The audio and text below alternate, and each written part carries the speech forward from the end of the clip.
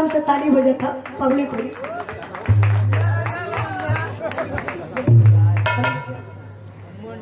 हटा दा मंचोच के एकदम साफ कदा। हाँ इतना दूर में कला दिखा दी है। बहुत अच्छा कलाकार हुआ। मंगला प्रजापति हुआ। प्रजापति तो एक बार दिखा दे हवा हरियर देखा जब नजैले मती ताकत हो ऐसा तनी हाथ हो जोड़ ला पब्लिक हो ये लोग भगवान हुआ ताली बजवा दे। हाथ जोड़ हाथ जोड़ हर वाह ओ कौन भैया रहा हो फला वाला भैया विनोद भैया एकदम निगाह नहीं पकड़ोले हुआ देखा तोरे सड़वाई नियर लगत हुआ ना। एक बार ताली बजा के आप लोग तनी सम्मान इनकर बढ़ा दा। अब खुश हो ना अब मिजाज बनाला खूब बढ़िया से कमर हिलाला। आई मास्टर साहब तनी इनकर बढ़िया से हिलवा दा।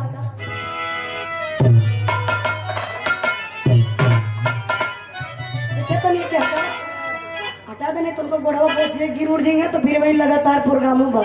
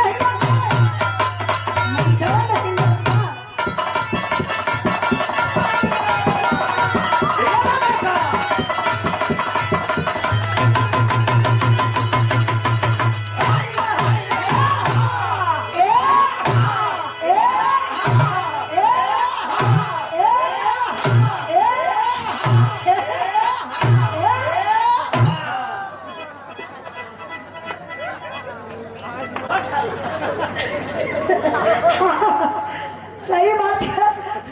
अब देखा वहां से घुमाए ना बोलिए मेरे समझ में ना आया ना ठीक है लगे है फायदा हम को होई। ये देखा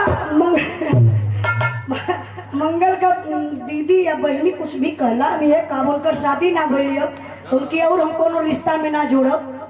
तो ये देखा मंगल के दीदी भी कमर हिलौला पर इनके 100 रुपया दलिए ना कहे 50 दिखा 100 रुपया का पुरस्कार दली तरी प्रणाम कोला बालिक दीदी अरे जीजो से करवा।